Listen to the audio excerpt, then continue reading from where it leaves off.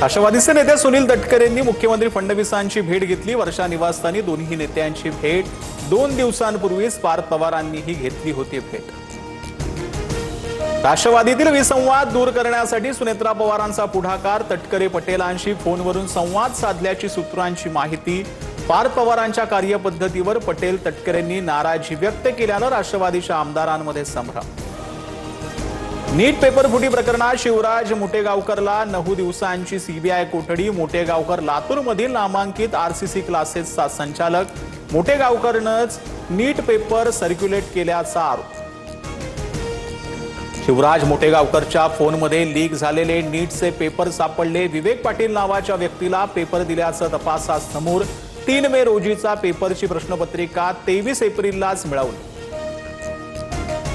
लातूरमध्ये मोटेगावकर क्लासेसच्या कॅम्पसमध्ये शिवसेना आक्रमक। क्लासेसच्या बोर्डाला काळं फासत मोटेगावकरच्या संपत्तीच्या चौकशीची मागणी। तर अकोल्यात मोटेगावकर क्लासेस समोर मनसेचं आंदोलन।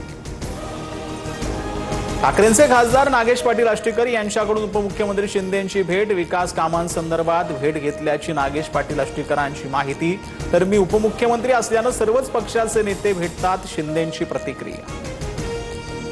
कांदा प्रश्नी छत्रपती संभाजीनगरमध्ये ठाकरेंच्या शिवसेनेचं आंदोलन। अंबादास दानवेंच्या नेतृत्वात समृद्धी महामार्गावर आंदोलन। चक्काजाम केल्यानं 40 ते 50 जणांविरोधात गुन्हे।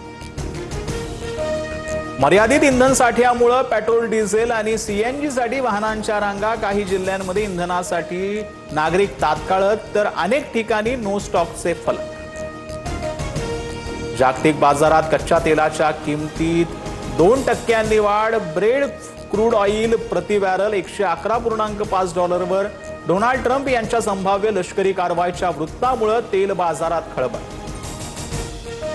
भारत रशियाकडून कच्च्या तेलाची खरेदी सुरूच ठेवणार, सूत्रांची माहिती। विविध देशांकडून कच्चं तेल आयात करण्याची रणनीती भारत सुरूच ठेवणार। एसटीच्या तिकीट दरामध्ये 31 मे पर्यंत कोणतीही वाढ नाही, मात्र केंद्र आणि राज्यानं मदत न केल्यास भाडेवाढ अटळ। परिवहन मंत्री प्रताप सरनाईकांची माहिती।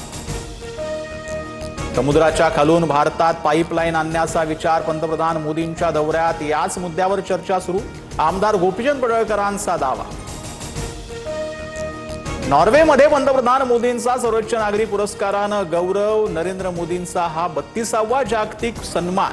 केंद्रीय मंत्री पियुष गोयल यांच्याकडून मोदींचं अभिनंदन।